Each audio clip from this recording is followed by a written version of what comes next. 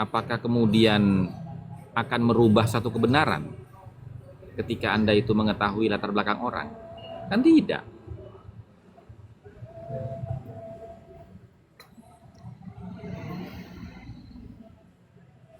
Coba Sayyidina Ali itu berkata seperti apa? Undur ila ma qala wala tandur ila man qala. Lihat apa yang dibicarakan, jangan melihat siapa orangnya. Siapapun orangnya itu, kalau memang yang diucapkan itu kebenaran, ya pasti benar. Tapi kalau yang diucapkan itu kebatilan, ya pasti batil. Siapapun yang mengucapkan itu. Gitu loh.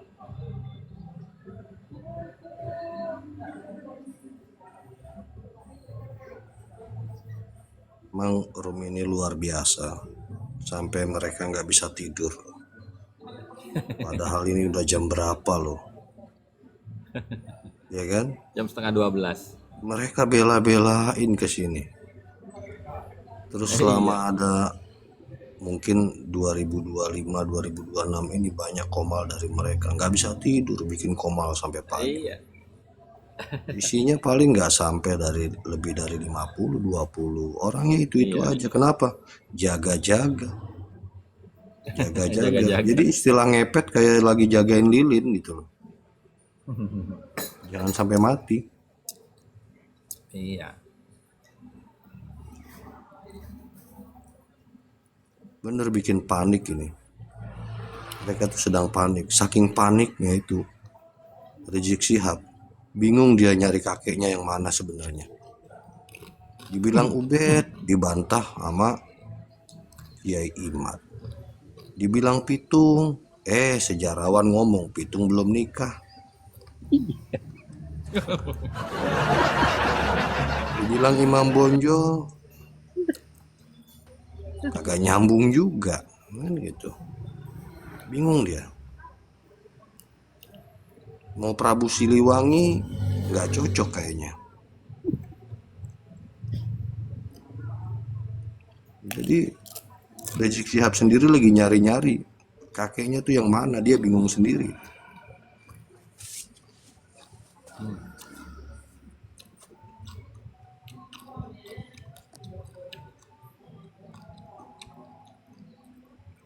Pakai baju Shopee. Aldo.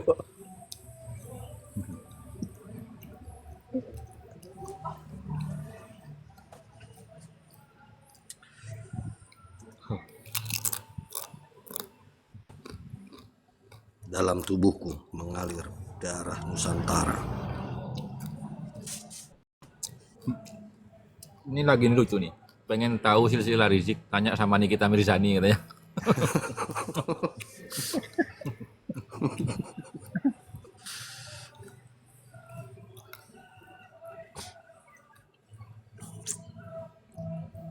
Ya, Ada-ada aja Nikita orang. itu, Nikita Mirzani salah satu korban.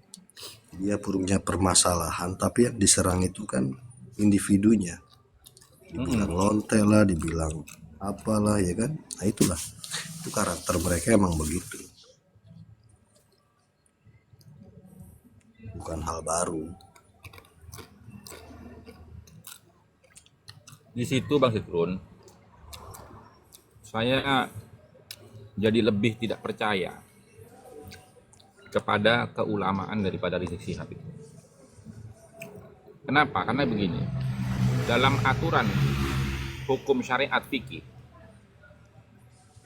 ketika orang menuduh orang lain itu pezina, atau dalam bahasa kerennya lonte gitu ya, itu kan dia harus mendatangkan dua saksi dan bukti bahwasanya dirinya melihat Nikita Mirzani itu lonte atau berzina. Kalau enggak, maka dia akan dicambuk 100 kali. Kan begitu. Kok bisa orang pakai sorban ceramah ke sana ke sini, kok bisa membuat tuduhan tanpa bukti dan saksi? Di publik lagi. Kalau Padahal pandangan itu beda, Bos. tidak boleh orang itu menuduh orang lain sebagai pezina di publik, nggak boleh. Tapi kalau dia tahu bahwasanya si perempuan ini pezina, itu dilaporkan ke hakim di ruang sidang, bukan di publik. Ulama cap apa itu? Wali loh Gus. Iya, wali berisik. Imam besar. Kalau pandangan itu beda. Imam jumbo jangan imam besar. Dia bilang Nikita Mirzani lonte. Nggak ada orang yang tahu dia lonte kalau dia bukan pemain lonte. Iya. Cuman pemain teman-teman aja ya. yang tahu orang itu lonte Coba atau deh. Sampean tracking di kitab-kitab fikih. Boleh tidak kita menuduh orang lain pezina di depan publik? Boleh nggak? Tidak boleh. Nggak boleh, Pak. Nggak boleh, Pak.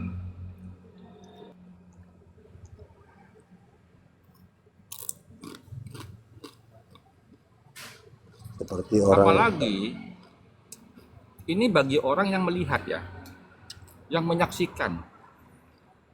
Ketika orang yang dituduh itu memang berbuat. Apalagi dia tidak pernah melihat, nggak pernah tahu kapan dia berzina, dengan siapa dia berzina, di waktu kapan, tempatnya di mana, dia nggak tahu. Apalagi seperti itu. Yang tahu saja kapan berzinahnya, dengan siapa, tempatnya di mana, kapan waktunya, itu aja nggak boleh menyampaikan di publik, disampaikannya di pengadilan, di ruang hukum, bukan di publik.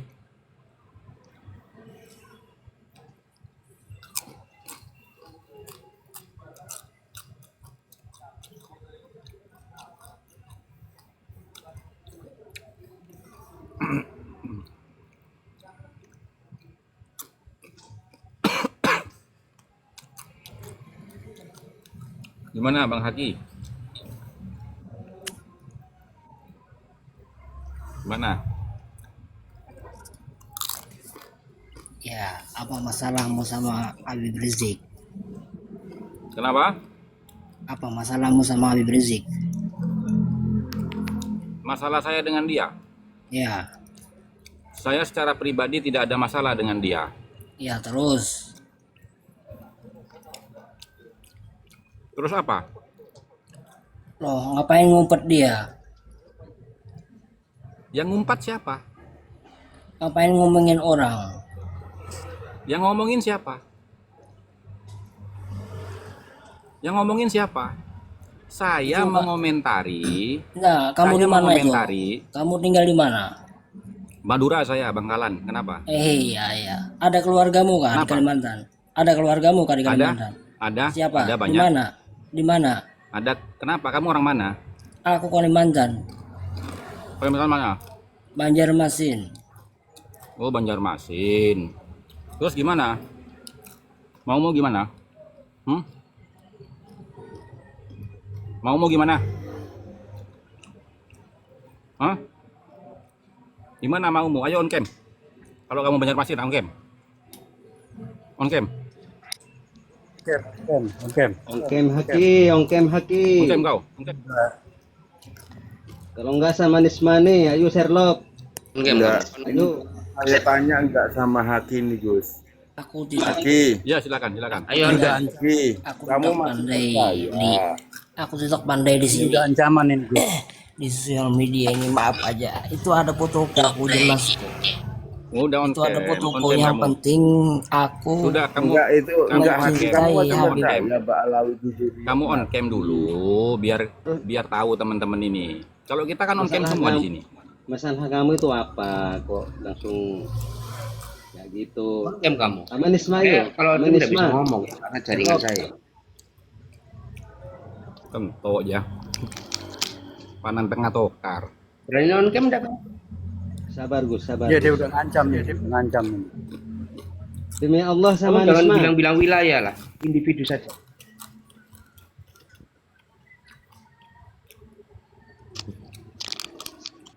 Ingat bro, ya umur cuma satu, jangan petentang-petenteng kamu. Ini jongosnya Zuriyah babi ini coba on cam dulu Haki. Haki, kamu itu kan Kamu jongosnya pikir- Zuriyah babi coba. Ngancam Gus Kamu pikir Hasan. Ngancam Gus Hasan demi Allah. Sherlock nih. Amanisme saja. Iya, dia udah ngancam ini. Demi Allah. Sherlock.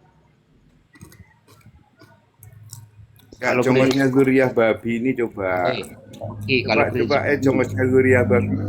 ketika Haki, guru haki. kami dihina, kami tidak boleh diam, ya. Itu prinsip kami, ya. Ingat itu. Anda maunya apa? Bawa santai aja, Yai Saroni. Enggak, kita tidak boleh diem. Enggak ya, kalau sama congosnya Zuriyah babi ya emang harus kenceng. Tidak usah tentang-tenteng lah. Kulit kamu paling sekulit ari kok. Udah tentang-tenteng kamu. Enggak, tinggal ngomong aja Banjarmasinnya di mana gitu. Besok tak pastikan kau. Diam. Nah, berarti kalau takut jangan tentang-tenteng ya.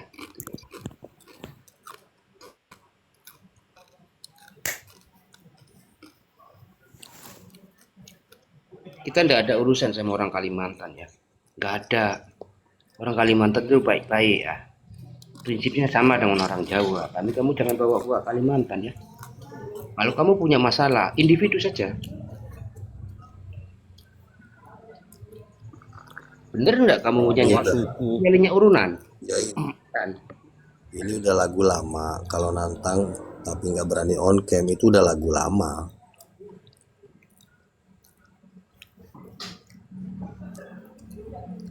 Ya, Orang besok lagu dipastikan akan apa? Ya, besok pastikan dijemput teman-teman. Itu. Kalau kamu punya teman mau persekusi saya silakan ya. Nanti tak tunjukkan alamat saya. Kan begini. Kita itu tidak membicarakan ya. Kita tidak membicarakan kepribadian siapapun, tapi kita menanggapi sesuatu yang sudah terpublikasi. Benarkah seorang pemuka agama membicarakan ya aib orang tanpa bukti di depan publik itu boleh nggak secara hukum fikih? Kan itu yang kita bicarakan. Betul. Saya itu mohon maaf ya. Kan nggak Gus. boleh. Mohon maaf, Gus. Bukannya saya tidak sopan loh. Tetapi kayak gitu ketika guru yang saya anggap guru itu dihina, ditantang, saya paling tidak terima. Gitu loh. Mohon maaf, Gus. Bukannya Enggak, saya kalau maksudnya gini loh Bang Saroni. Kalau memang mereka mau duel, tak siapin ringnya, pencak dor di Jawa Timur, ayo. Gitu. Ya, nggak usah kita melakukan tindakan yang melanggar hukum. Kalau kita berantem di jalanan itu kan melanggar hukum kan. Sudah biar resmi ya kan, tidak melanggar hukum karena kita ini warga negara yang baik. Ayo pencak dor aja, resmi pencak dor itu. Gitu loh.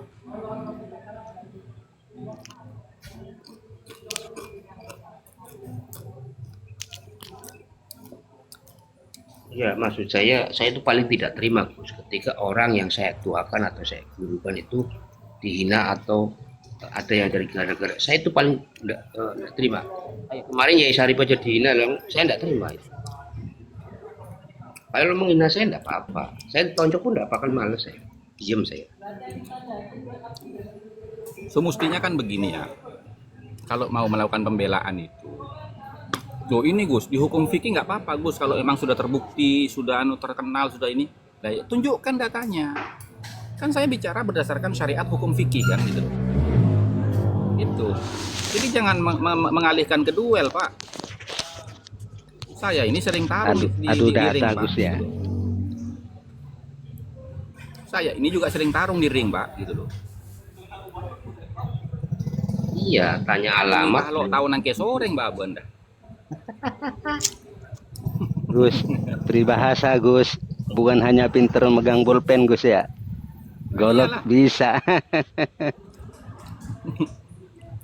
Orang mulai kecil saya ngarek.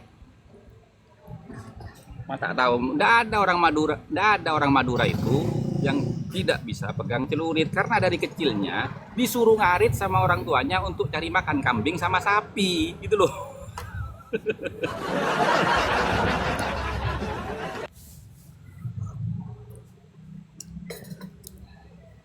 Nggak mau sok-sok. Orang Jongos Suriah babi aja masih nanya-nanya. Mana lambat? Oh, tak keplok ndasmu sewa ngalor loh. Itu biasa. Kalau nyali on cam aja nggak ada, ya sudah selesai. Udahlah anggap aja orang gila. Iya. Emang lagi lucu-lucunya. Iya, ini ya kalau saya imut-imut sih enggak, tapi amit-amit itu.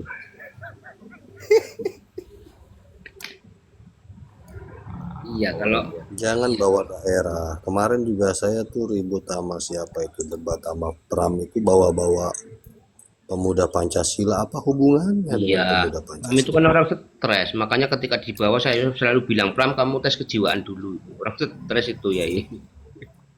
Iya, kan gini ya, panjenengan orang Jawa, orang Madura, maupun orang Sunda. Siapa yang nggak bisa pegang celurit? Wong dari kecil kita disuruh ngarit sama orang tua kita, suruh bantu nyari makan kambing sama sapi. Ya kalau orang-orang Gen Z zaman sekarang nggak ada yang ngarit. Zaman kita suruh ngarit semua kan dulu. Kalau nggak mau ngarit nggak dikasih uang saku buat madrasah sama sekolah. Kan gitu.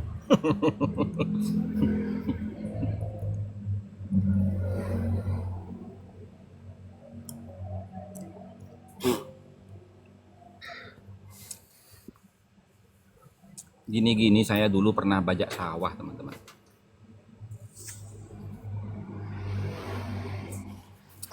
Bukan baca nasab.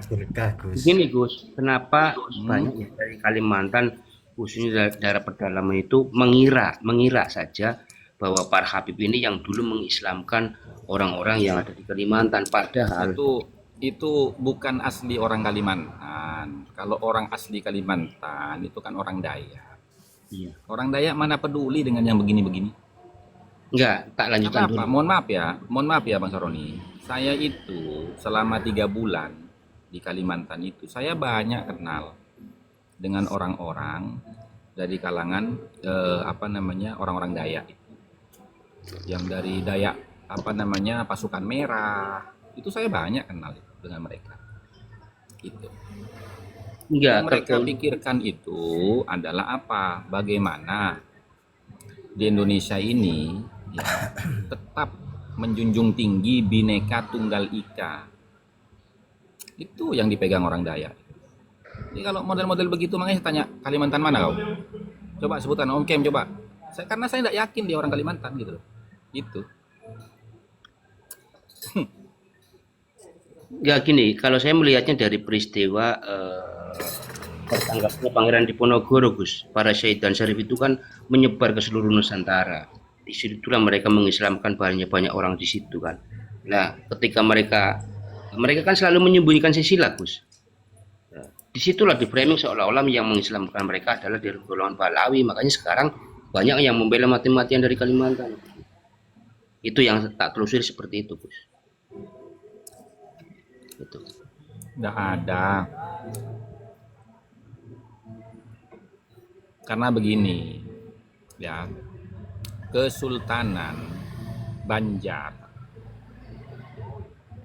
itu dulu yang mendirikan itu adalah Sultan Suryansah. Nah, yang membantu untuk mendirikan Kesultanan Banjar itu adalah utusan dari Kerajaan Demak dengan syarat Kerajaan Banjar harus bercorak Islam. Jadi nggak ada kaitannya dengan Wali Songo, itu sejak zaman Demak. Zaman Demak tahun berapa? Nggak ada kaitannya dengan Ba'alawi. Ba'alawi masuk ke Indonesia kapan? Emang ketika Kerajaan Demak itu eksis, emang ada Ba'alawi? Mana sejarahnya? Sampean coba cross check. Kerajaan Banjar itu pertama kali berdiri, sultannya siapa? Sultan Suryansah namanya. Dan yang membantu untuk mendirikan Kesultanan Banjar itu siapa? Ulama dari Demak, Pak. Utusan Demak, Pak. Utusan Kesultanan Demak.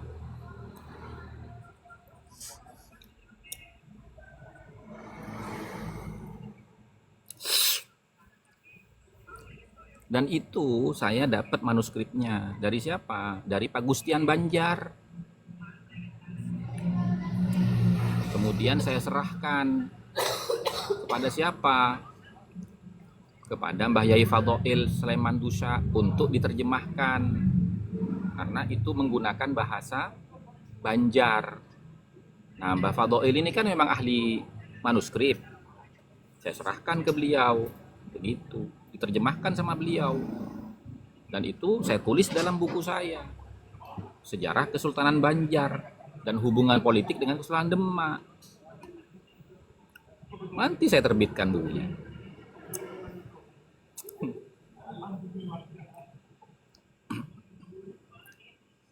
Aduh, malah mau berantem apa teman-teman. Orang Indonesia itu jangan diajari berantem, teman-teman. Bangsa Indonesia itu ya sudah dibuktikan oleh sejarah.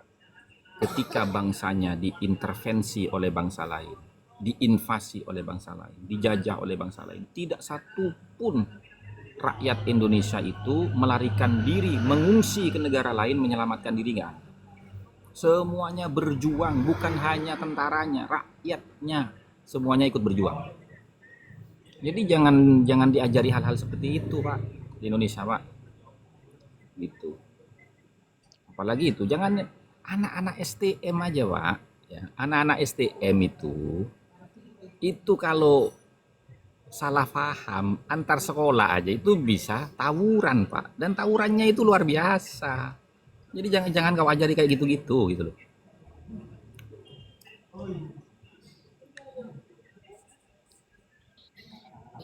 Bantah dengan ilmiah gitu loh, teman-teman. Bantah dengan ilmiah dan jangan membawa-bawa suku, jangan. Karena perilaku Anda itu tidak mewakili suku Anda. Apalagi Anda bukan suku dari situ. Saya aja bicara nasab itu tidak membawa-bawa nama suku saya kok. Kenapa ya Mbak Lawi itu kok orang Madura, orang Jawa, orang Kalimantan selalu membawa suku? Kayaknya memang ahli mereka ini. The Fed et Impera ya, apa provokator. Karena mereka tidak punya suku, ya jadi nempel di suku lain, Gus. Iya.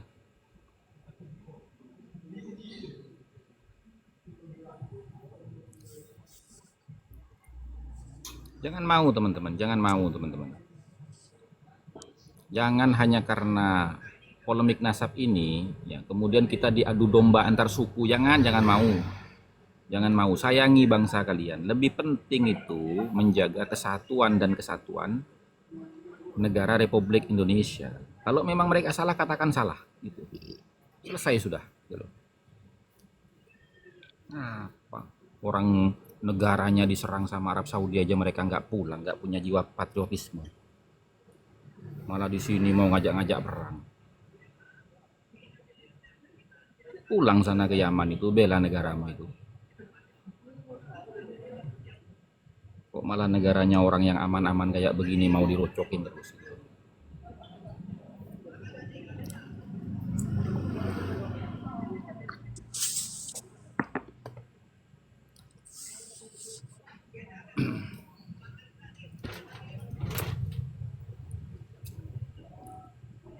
Iya betul Bang Mik 2. Tambah seneng Mbak Lawi itu kalau kita ribut antar sesama kita, antar suku. Malah seneng mereka gitu loh.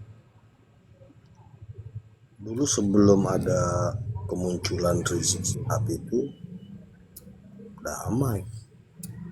Yang minoritas beribadah damai. Iya. Nggak ada ini itu. Ketika mereka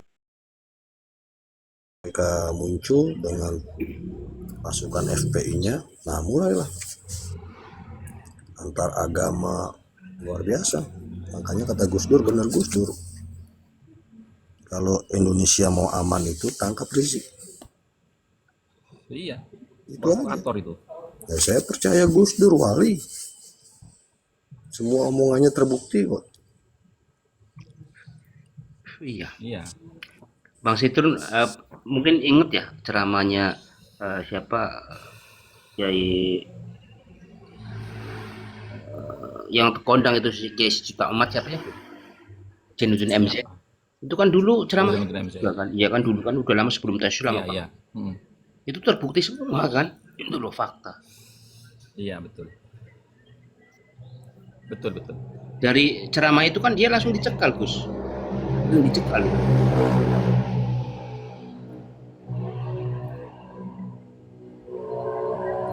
Ya dulu sebelum 98 lah ya. Lahirnya Rizik kan 98. Dia punya power. Sebelumnya itu orang beribadah di rumah aman. Karena kan gini loh, kebanyakan kan yang kita lihat ini sekarang Kristen, umat Kristen itu kan beribadah di rumah diserang, ya kan, dipersekusi, diusir, dibubarkan. Padahal peribadatan mereka yang di rumah-rumah itu sama dengan orang Muslim yang tahlilan. Oh iya. Iya. Habis kematian ada tahlilan. Mereka pun begitu. Setelah kematian ada penghiburan. Iya. Gitu loh. Nah, nanti kebaktiannya muter ke rumah-rumah sama. Ibu saya aja ikut pengajian, anggotanya 30 orang. Ngajinya keliling ke rumah-rumah itu. Ya kan? Minggu ini di rumah si Anu, minggu ini di rumah si Anu. Sama, mereka sama seperti itu. Gitu loh. Apakah mereka mengadakan peribadatan di rumahnya itu kemudian tetangganya masuk agama dia? Kan enggak juga. Ya enggak dong.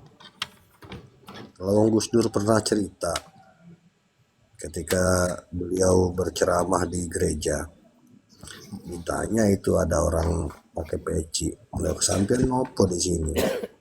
Saya bersih-bersih gereja, Gus. Berapa tahun? 20 tahun. Terus sampean masih muslim? Saya muslim masih. Tuh. Tiap hari di gereja tetap muslim. Gitu loh. Iyalah. Kenapa kita takut sekali ada orang beribadah di rumah di mana? Ya itulah, jadi kerukunan Nusantara itu sudah mulai runtuh itu setelah kehadiran Rizik Syihab. Makanya benar kata Gus Dur, kalau Indonesia mau aman damai itu tangkap Rizik. Dulu waktu dia lari ke Saudi aman-aman aja kan, adem kan? Iya. Adem. Pulang bikin rusuh lagi. Rusuk lagi. Gini Bang Sitrun, saya waktu di Jakarta itu kan jadi MC di acara Natal. Biasa saja, yang penting ya benar kata Gus Dur, kalau kita kafir ya saya MC di Jakarta dulu dan acaranya juga acara Natal itu. Bahkan ada kejadian di kampung saya memang itu toleransi luar biasa. Daerah saya ada yang non Muslim, Kristen. Ketika kami ada yang meninggal, mereka diundang datang kok sampai 7 hari. Bener itu ada. Dan banyak di Brebes kayak gitu, Bang Sitrun, di daerah saya. Walaupun cuma pelongo. Ya, mungkin orang FPI ini belum tahu. Mereka pakai jubah, pakai imamah, bersorban, geruduk sana, geruduk sini. Dia belum tahu pakaian yang dia pakai itu. Kalau dia datang ke Mesir, ke Dubai, Abu Dhabi, masuk gereja, pakaiannya sama semua sama mereka itu. Yang jadi kuli panggul sama. Loh, yang di dalam gereja itu Yang pakai supir taksi sama, yang di gereja sama. Ada agama apa itu? Bahkan- Agama apa? Agama Bahkan apa itu saya ya yang bangun gereja, Gus. Saya bangun gereja. Enggak. Apa itu agama apa itu? Yang apa perpaduan antara Islam dengan agama yang lain itu agama apa itu namanya ya di Timur Tengah itu? Jadi benar cara Wali Songo lah. Dakwah itu Nah, mengikuti budayanya. Tepo saliro gitu loh.